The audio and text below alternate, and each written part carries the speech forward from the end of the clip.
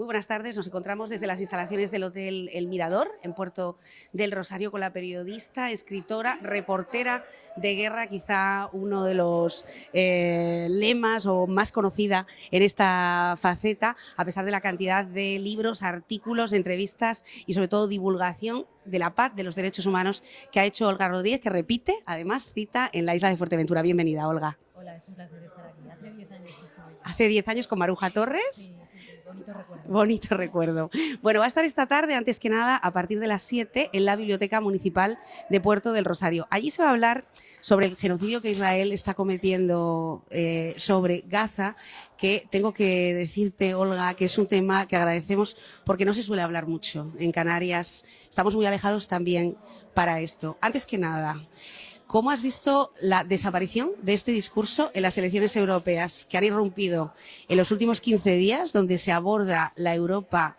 más colaboradora, más pacífica y donde desaparece del discurso de casi todas las fuerzas políticas lo que está ocurriendo inmediatamente al lado? Bueno, lo observo con preocupación porque, claro, yo llevo desde finales de los años 90 cubriendo muchos conflictos armados y realmente lo que está pasando en Gaza es algo inédito. Inédito por muchas razones. En primer lugar, porque por primera vez estamos viendo en tiempo real una matanza de estas características. El genocidio de Srebrenica lo vimos a posteriori, lo supimos a posteriori, no lo supimos en tiempo real. Esta es la primera vez que el planeta, en tiempo real, desde cualquier punto del mundo, desde sus teléfonos móviles, puede estar viendo lo que está ocurriendo en Gaza. Y sin embargo, no se está haciendo nada. La pensadora judía canadiense Naomi Klein lo llama el genocidio ambiental, porque corremos el riesgo de normalizarlo, de que se convierta en un mero ruido de fondo ambiental y que siga ocurriendo en tiempo real. Sería terrible, ¿no? Cualquier historiador o historiadora honesto del futuro tendría que subrayar qué le pasaba a la humanidad en nuestro tiempo presente para seguir permitiendo esto sin adoptar medidas contundentes de presión. La verdad es que vivimos tiempos de belicismo nuevamente, con un gasto militar récord mundial y con unos discursos desde sectores muy diferentes que nos están presentando la vía de las guerras como única opción, como algo inevitable. Se nos dice que hay que aumentar el gasto en defensa en todo el mundo, ¿no? Y en ese sentido yo no veo muchas voces en defensa de la paz, advirtiendo de los riesgos de la perpetuación de las guerras ya existentes y del estallido de otras nuevas. Esta misma noche ocurría otro incidente mortal. Se bombardeaba un campamento con muchos niños. Efectivamente, esta visión, esta televisión a la guerra que nos abre Twitter, que nos abre Instagram, hemos visto cómo en un bombardeo los niños no solamente eran bombardeados, sus cuerpos eran despiezados y además repartidos por el bombardeo. Cómo, a pesar de las voces que ha habido, el discurso ayer de la enfermera de 3 minutos, absolutamente maravilloso en el Congreso, ¿no? Cómo describía ese horror, cómo poder hacer algo cuando ni siquiera las fuerzas europeas, Estados Unidos, son capaces de analizarlo dentro de sus principales foros. ¿Dónde crees que está el fin, quiero decir? Si es que hay un fin. Bueno, el fin es eso que se llama geopolítica, los intereses. Estamos contemplando en tiempo real dos reacciones muy diferentes, ¿no? El doble rasero ante Ucrania y ante Palestina. Ante Ucrania, ante la invasión rusa de territorio ucraniano, hubo inmediatamente sanciones, embargos de armas, suspensión de relaciones comerciales y o diplomáticas.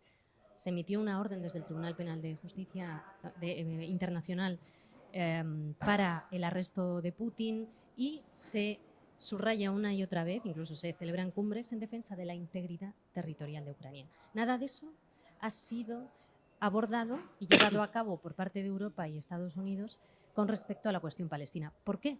Porque hay intereses. Es decir, lo explico muy rápidamente. El último paquete de ayuda militar estadounidense es destinado, en primer lugar, a Ucrania, 61.000 millones de dólares, en segundo lugar a Israel, 26.000 millones de dólares y en tercer lugar a Taiwán, 8.000 millones de dólares. Recientemente, ¿qué tienen en común estos tres destinatarios tan diferentes? Ucrania tiene territorio ocupado, Israel es potencia ocupante desde hace décadas, con resoluciones de Naciones Unidas condenando esa ocupación ilegal. ¿Qué tienen en común? Bueno, que actúan, ejercen un rol que a Estados Unidos y sus aliados le conviene. Taiwán como contrapeso de China Ucrania como contrapeso de Rusia e Israel como lo que en circuitos políticos en Washington se denomina el portaaviones estadounidense en Oriente Medio, como plataforma de dominio, en un momento de agotamiento de los recursos globales, en el que hay una carrera incluso por un pistoletazo de salida para ver quién se hace con más materias primas, con más dominio. Es el sálvese quien pueda y el empuje por la ley del más fuerte en detrimento del derecho internacional. Por eso lo que ocurre en Gaza no solo incumbe a los palestinos, nos incumbe a todos en un mundo globalizado, porque si esa impunidad se normaliza, como lo está haciendo, mañana podemos ser nosotros. Y esto no lo digo yo, esto es de lo que se está debatiendo continuamente entre bambalinas en los circuitos internacionales de derechos humanos, porque realmente el andamiaje construido tras la Segunda Guerra Mundial se está rompiendo. Naciones Unidas, que es donde se toman las decisiones, ¿refleja la realidad del orden internacional? No, es un sistema obsoleto y no lo digo yo, esto lo está diciendo el secretario general de Naciones Unidas y muchas voces con cargos en Naciones Unidas y también fuera de Naciones Unidas. Es un diseño ya obsoleto, hace más de 80 años y el mundo ha cambiado muchísimo. Por eso, por ejemplo, en septiembre se va a celebrar una conferencia en Naciones Unidas sobre el futuro de Naciones Unidas y el papel de Naciones Unidas.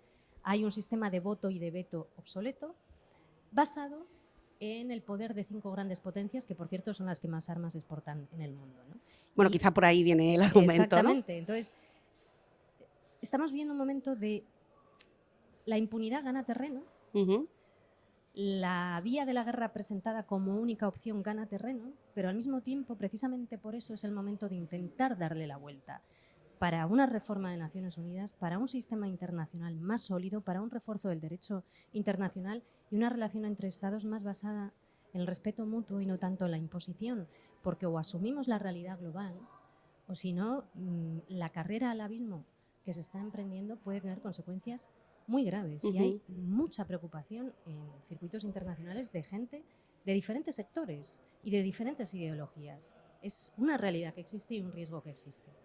Por ejemplo, el continente africano, ¿no? Estamos viendo, por ejemplo, en Fuerteventura que estamos a punto de abrir una línea de conexión con Tafalla, con Marruecos. Al fin y al cabo, nuestro mar está a 80 kilómetros de distancia y no tenemos ningún punto de entrada ni ninguna conexión.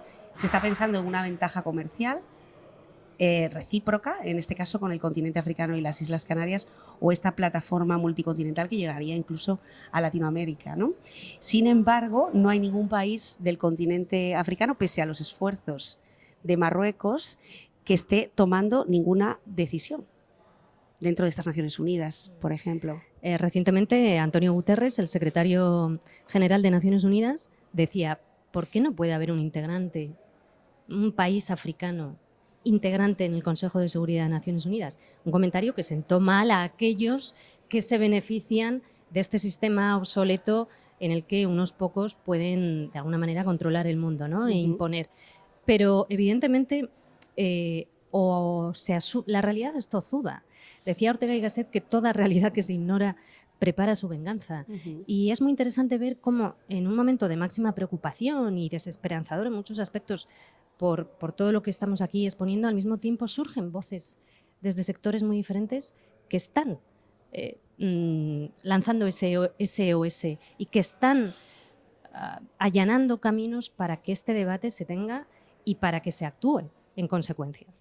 El futuro, las generaciones nuevas, los jóvenes, tú que recorres muchos territorios, algunos muy hostiles, la palabra a veces es un cuchillo, ¿no? En algunas de las zonas donde tú has impartido o donde tú has escrito artículos, puede ser, notas en la gente joven un cambio de tendencia, a pesar de que luego los resultados electorales que estamos viendo de muchos jóvenes que están defendiendo una ultraderecha y que están cuestionando las políticas actuales que han crecido poco, se han desarrollado poco en temas de migración, en temas de refugio.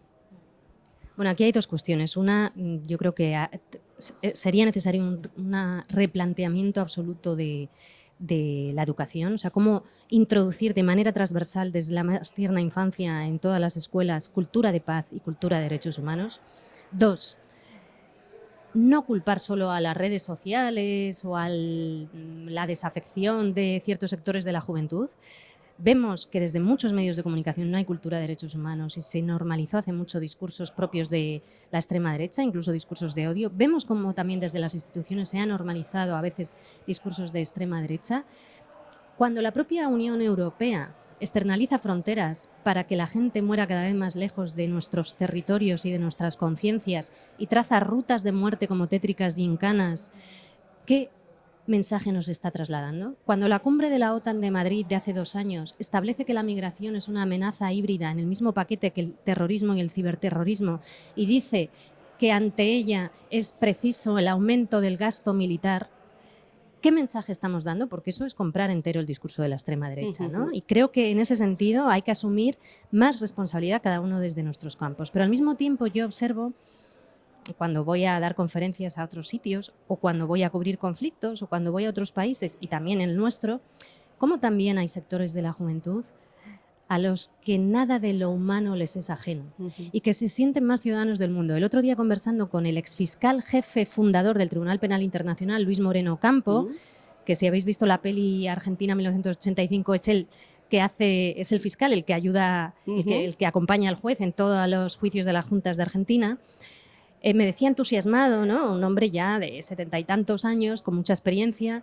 Me decía, es que yo veo a la juventud ahora que se siente ciudadana del mundo. Y es verdad que hay sectores de la población en todo el mundo que sienten que una injusticia que ocurre al otro lado del mundo también es una injusticia contra toda la humanidad y que además saben que nos puede afectar y que puede terminar repercutiendo sobre nosotros. La palabra, cuando me dices esto de la palabra, es que yo creo en la palabra. Nos dedicamos tú y yo al periodismo. Y cuando, evidentemente, la correlación de fuerzas es la que es. Y quien tiene la bomba atómica, evidentemente, tiene mucho poder. Pero la palabra importa. Decía Saramago, que vivió mucho y amó Lanzarote, que somos las palabras que usamos. Y dijo Primo Levi, superviviente del Holocausto, que cuando parece que todo está perdido, siempre nos quedará la capacidad de negar nuestro consentimiento. La palabra importa, no callarnos, porque callar es resignarnos, ¿no? Hay unas ilustraciones de Goya sobre la Inquisición que aparece ahí un tipo torturado y pone debajo, por mover la lengua de otro modo. En muchos lugares del mundo todavía castigan por mover la lengua de otro modo. Aquí no hace tanto, hace tan solo unas décadas, pero tenemos derecho a mover la lengua de otro modo, porque si no, no se puede avanzar en cultura de paz y en cultura de derechos humanos. Sobre todo cuando tenemos una generación joven que lo que propugna es la globalización, es decir, y tenemos unas políticas económicas que trabajan para ello. En este punto, en cuanto a la manipulación, yo leía hoy un titular, Olga, lo voy a leer porque quiero citarlo tal cual. Decía, Israel acusa a quienes reconocen Palestina de animar a que los terroristas quemen sus bebés. En paralelo, en Israel, es la propia población israelí la que está pidiendo un adelanto de las elecciones, que haya un cambio de régimen, que se tomen otras decisiones. Es decir, en una cultura de la sobreinformación, donde todo el mundo puede comparar y no lo hace por falta de tiempo, por gran cantidad de estímulos, a alguien que le están contando unas imágenes que son acotadas, parcializadas y que quieren justificar quemar bebés. Es decir, estamos empezando a dinamitar el primer derecho fundamental. Los menores en Canarias actualmente están en todos los titulares porque hay una negociación fría, con poca solidaridad por parte de otras comunidades autónomas para alojar lo que aquí ya no podemos seguir soportando por una cuestión de espacio. Estamos hablando de menores, gente joven hasta los 18 años que está tutelada por el Estado. Aquí se justifica quemar bebés. Bueno, el gobierno israelí de ultraderecha lleva mucho tiempo empleando un lenguaje orwelliano, ¿no? Propio de 1984, la novela de Orwell. Pues sí. Y date cuenta que, por ejemplo, en noviembre, cuando el secretario general de Naciones Unidas da un discurso recordando que los ataques del 7 de octubre de Hamás no ocurrieron en el vacío, no son el kilómetro cero, que detrás hay décadas de ocupación ilegal, de un régimen de apartheid, de otras matanzas anteriores muy recientes en Gaza y un largo etcétera. Ante eso, Israel decidió declarar persona non grata al secretario general de Naciones Unidas y decir incluso que es un peligro para la paz. Esto es propio de Orwell y es una y otra vez. Y a lo largo de los meses, Israel ha ido acusando, criticando e insultando a todos aquellos defensores de derechos humanos, de primera línea a nivel mundial que han advertido de la masacre israelí contra Gaza, ¿no? Hemos visto, además muchas veces emplea algo que es muy peligroso, la acusación de antisemitismo. ¿Y por qué es peligroso? Porque el antisemitismo es algo muy serio, que existe, que es real. Y tergiversarlo para usarlo contra aquellas personas defensoras de los derechos humanos que están criticando las violaciones del derecho internacional de Israel es algo muy peligroso.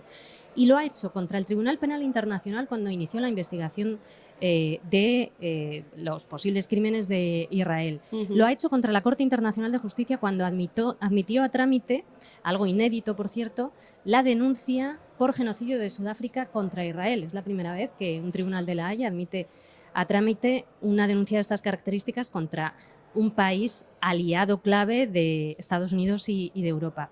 También acusó de antisemitismo a la relatora de Naciones Unidas para Palestina, Francesca Albanese, cuando recientemente presentaba su investigación titulada Anatomía de un genocidio. Vemos como una y otra vez en esa gana terreno, al fin y al cabo. política de hechos consumados y de la defensa de su impunidad hasta el final, del todo vale hasta el final, emplea estas prácticas y eso es muy peligroso. Al mismo tiempo vemos como hay un parlamento israelí, es decir, donde está también toda la oposición, que mayoritariamente no reconoce el Estado palestino y el derecho de autodeterminación del pueblo palestino. Recientemente hubo otra votación y solo 2 o 3 diputados no votaron en contra, lo cual también nos dice en qué momento está Israel, ¿no? Con una sociedad muy...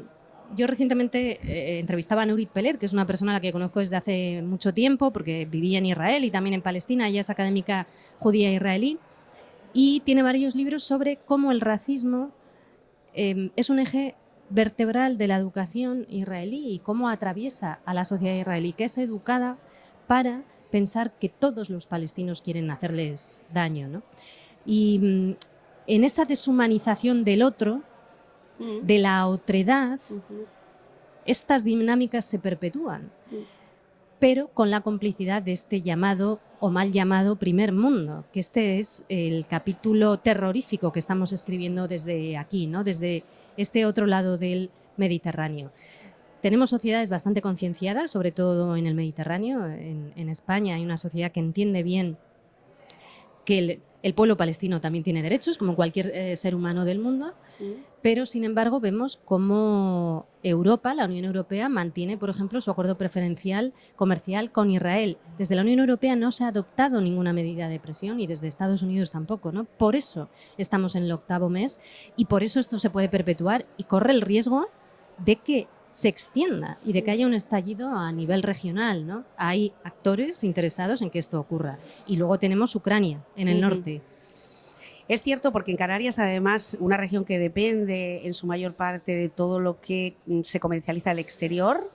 Hemos hablado mucho, se han recibido por parte de muchos sectores muchas ayudas por el aumento de los insumos, desde el cartón hasta el papel, absolutamente todo, pero esto no se refleja en la guerra de Israel. O sea, ha desaparecido ese debate sobre el precio de las materias primas, achacándolo a la guerra de Israel.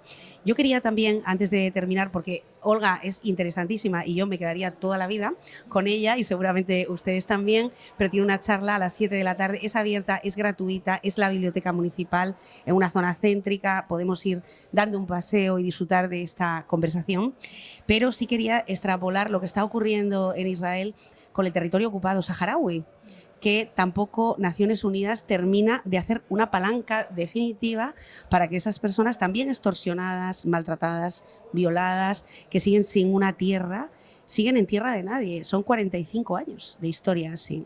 Es que es uno de los grandes ejemplos de impunidad. Yo diría que los máximos... Yo he estado en Afganistán, en Irak, he visto cosas terribles en muchos lugares, pero para mí los 2 máximos exponentes de impunidad y de injusticia es el caso saharaui y el caso palestino. Y fíjate, además, el caso saharaui, quizás sepáis que está relacionado también últimamente con Israel. Cuando Trump impulsa los acuerdos de Abraham, lo que intenta hacer es hacer como que la cuestión palestina no existe. Impulsar acuerdos entre Israel y varios países árabes de la región, entre otros Marruecos. ¿A cambio de qué? A cambio de vender definitivamente la causa saharaui. Estados Unidos, a cambio, se olvida del tema saharaui, a cambio de que Marruecos firme con Israel. Y lo consiguió. Lejos de dar para atrás y de retroceder cuando Biden asume la presidencia, continúa con esos acuerdos vigentes y además intenta extenderlos, y de hecho estaba tratando de impulsar un acuerdo entre Arabia Saudí e Israel cuando se produjeron los ataques del 7 de octubre. ¿Esto qué implicaba? Hacer como que los millones de palestinos que viven sin derechos no existían. Una huida hacia adelante. Todas las huidas hacia adelante tienen muchísimo peligro, ¿no? Y el tema saharaui es víctima de esto también. Es una cuestión absolutamente enquistada, se está violando el derecho internacional, hay una resolución, pero Naciones Unidas no tiene la capacidad ni el poder por todo esto que hablábamos antes. Claro, el ejemplo de impunidad, cuando la impunidad gana, no solo gana en este territorio o en aquel, gana a vista de todos. Hoy son los palestinos, hoy son los saharauis, mañana podemos ser nosotros. Es decir, si hoy sale gratis legitimar el asesinato de presuntos terroristas a los que se les niega un juicio justo, que es lo que toda democracia tiene que hacer, y además se decide que también hay que asesinar a sus hijos e hijas y esposas y padres y vecinos y también al bloque de al lado y al edificio de al lado e incluso al barrio entero, mañana corremos el riesgo de que un ejército de otro país llegue a nuestro barrio y diga, si tú lo hiciste, yo también. Esto es el nuevo orden internacional que corremos el peligro de consolidar. Y de esto están alertando los grandes defensores de derechos humanos y los circuitos que defienden el derecho internacional frente a la ley del más fuerte y frente a la ley de la jungla y de la guerra perpetua. Es decir, no somos inmunes a que esto nos pueda pasar en España. No nos agarremos a nuestras instituciones pensando que tenemos un flotador de por vida. De momento, 37.370 personas y 83.500 heridos a día de hoy, a este martes, donde Fuerteventura puede disfrutar de una mirada más amplia, una mirada con profundidad por parte de Olga Rodríguez, a la que volvemos a agradecer que esté aquí. Próximo destino, Olga. Pues este fin de semana me voy a León a un curso universitario sobre derechos humanos y después Oriente Medio nuevamente, el Líbano, que está muy calentito. ¿Sigue siendo tan difícil para una mujer hacer cobertura de este tipo de guerras o ahí han cambiado las cosas? Parece que no, ¿eh? A ver, yo como mujer occidental mis problemas los tengo aquí. La desigualdad que yo padezco es la de acá. Desde la mirada de esas sociedades, bueno, como que se asume que venimos de otras culturas y que tenemos otros códigos, ¿no? Que somos más iguales. La dificultad está para las mujeres de allá, pero en una guerra todo vale. Es decir, en una guerra no debería, porque hay leyes de guerra, pero en una guerra al final es muy fácil violar los derechos de todos, ¿no? Yo siempre cuento la anécdota muy rápidamente. Venga, una anécdota así. En Irak, en 2003, justo antes de la invasión, estaba en Bagdad y un día la mano derecha del ministro de Información de Saddam Hussein llega y me dice a mí y a otra compañera, reportera de otro país europeo, bueno, ha llegado el momento, va a llegar el momento en nada que os vayáis donde tenéis que estar, que es en casa con vuestras madres. Y nos reímos mucho y pasamos de él, ¿no? Pero también es verdad que en esos días hubo algún reportero europeo que nos dijo a algunas, que todavía éramos pocas por aquel entonces porque se ha avanzado mucho y ahora las nuevas generaciones de mujeres vienen más potentes, también nos dijeron, pero ¿qué hacéis aquí? Esto no va a ser lugar para vosotras. Entonces, bueno, el fuego europeo es el que a mí me afecta, que es de donde cobro también, ¿no? Y aquí también todavía tenemos mucho camino que recorrer. El fuego amigo es peor también en el periodismo, claro que sí. Bueno, Olga, que vaya muy bien. Esa charla estaremos allí también para escucharla de forma amplia. Biblioteca Municipal, 7 de la tarde, jornada de este martes. Creo que no hay un plan mejor en Fuerteventura. Gracias a ti. Siempre bienvenida. Gracias, un placer. Buenas tardes.